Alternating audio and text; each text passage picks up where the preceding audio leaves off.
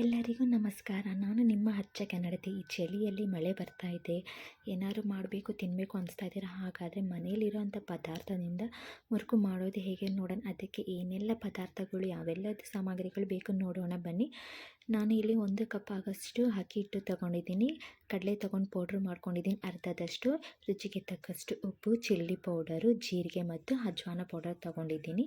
1 cup ಆಗೋಷ್ಟು ನಾನು ಬಾಣಲಿಗೆ ಅಕ್ಕಿ ಹಿಟ್ಟು ತೊಗೊಂಡಿದ್ದೀನಿ. ಅರ್ಧ ಕಪ್ ಅಷ್ಟು ನಾನು ಕಡಲೆ ಹಿಟ್ಟನ್ನು ತೊಗೊಂಡಿದ್ದೀನಿ. ಜೀರಿಗೆ ಮತ್ತು ಅಜ್ವಾನ ಪೌಡರ್ ಹಾಕ್ತಾಯಿದ್ದೀನಿ ಅದಕ್ಕೆ, ಮತ್ತು ಚಿಲ್ಲಿ ಪೌಡರ್ ಹಾಕಿದ್ದೀನಿ. ಇದಕ್ಕೆ ರುಚಿಗೆ ತಕ್ಕಷ್ಟು ಉಪ್ಪು. ನಿಮಗೆ ಖಾರ ಬೇಕಂದಲ್ಲಿ ಹಾಕೋಬೋದು. ನನ್ನ ಮಕ್ಕಳು ತಿನ್ನಲ್ಲ, ಆದ್ದರಿಂದ ಖಾರ ಸ್ವಲ್ಪ ಕಡಿಮೆ ಮಾಡ್ಕೊಂಡಿದ್ದೀನಿ. ಇವಾಗ ಸೌಟದಲ್ಲಿ ನಾನು 2ರಿಂದ 3 ಸ್ಪೂನ್ ಆಗೋಷ್ಟು ಎಣ್ಣೆ ಬಿಸಿ ಮಾಡ್ಕೊತಾ ಇದ್ದೀನಿ. ಬಿಸಿ ಮಾಡಿರೋಂಥ ಎಣ್ಣೆ ಹಾಕಿದರೆ ಗರಿ ಗರಿಯಾಗಿ ಮುರುಕು ಬರುತ್ತೆ, ಆದ್ದರಿಂದ ಬಿಸಿ ಮಾಡ್ಕೊಂಡು ಹಾಕೋಬೇಕು. ಇದಾಗಿದೆ, ಚೆನ್ನಾಗಿ ಮಿಶ್ರಣ ಎಲ್ಲ ಹೊಂದ್ಕೋಬೇಕು, ಹಾಗೆ ಚೆನ್ನಾಗಿ ಕಲಿಸ್ಕೋಬೇಕು.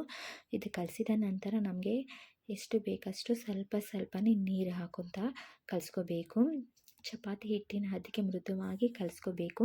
ಒಂದೇ ಸಮ ಜಾಸ್ತಿ ನೀರು ಹಾಕ್ಕೊಳ್ಳೋಕೆ ಹೋಗ್ಬೇಡಿ, ತೆಳ್ಳು ಆಗಿಬಿಡುತ್ತೆ. ಆದ್ದರಿಂದ ಸ್ವಲ್ಪನೇ ನೀರು ಹಾಕ್ಕೊಂಡು ಕಲಿಸ್ಕೋಬೇಕು. ಸಾಫ್ಟಾಗಿ ಮೃದುವಾಗಿ ಬರುತ್ತೆ, ಚೆನ್ನಾಗಿ ಇರುತ್ತೆ ಚಪಾತಿ ಹಿಟ್ಟಿನ ಅದಕ್ಕಿಂತ ಸ್ವಲ್ಪ ಮೆತ್ತಗೆ ಮೃದುವಾಗಿ ಬರಬೇಕು, ಹಾಗೆ ಕಲಿಸ್ಕೋಬೇಕು.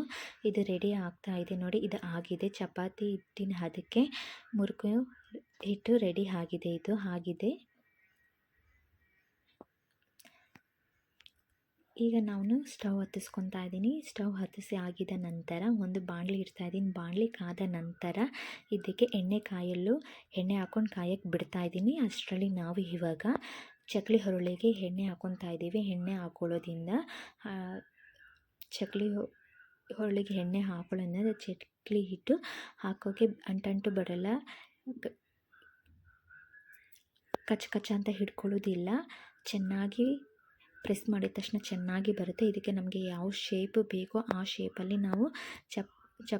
ಶೇಪಲ್ಲಿ ನಾವು ಇದಕ್ಕೆ ಚಕ್ಲಿ ಹಿಟ್ಟಿನ ಹುರುಳಿಗೆ ಹಾಕೋಬೇಕು. ನಾನು ಇಲ್ಲಿ ಮುರುಕನ್ ಶೇಪ್ ಬೇಕಾಯಿತು, ಆದ್ದರಿಂದ ನಾನು ಇಲ್ಲಿ ಮುರುಕನ್ ಶೇಪ್ ಇರೋವಂಥದ್ದು ಹಾಕ್ಕೊಂಡು ಇದಕ್ಕೆ ಎಷ್ಟು ಬೇಕಷ್ಟು ಹಿಟ್ಟನ್ನು ನಾನು ಹಾಕ್ಕೊತಾ ಇದ್ದೀನಿ. ಹಾಕಾದ್ಮೇಲೆ ಇದಕ್ಕೆ ಮುಚ್ಕೊಬೇಕು. ಎಣ್ಣೆ ಕಾದಿರೋದಕ್ಕೆ ಇವಾಗ ಹಾಕೋಣ ಬನ್ನಿ. ಇವಾಗ ಎಣ್ಣೆ ಕಾಯ್ದಿದೆ, ಚೆನ್ನಾಗಿ ಎಣ್ಣೆ ಕಾಯ್ದಿದೆ. ಇವಾಗ ಇದಕ್ಕೆ ನಮಗೆ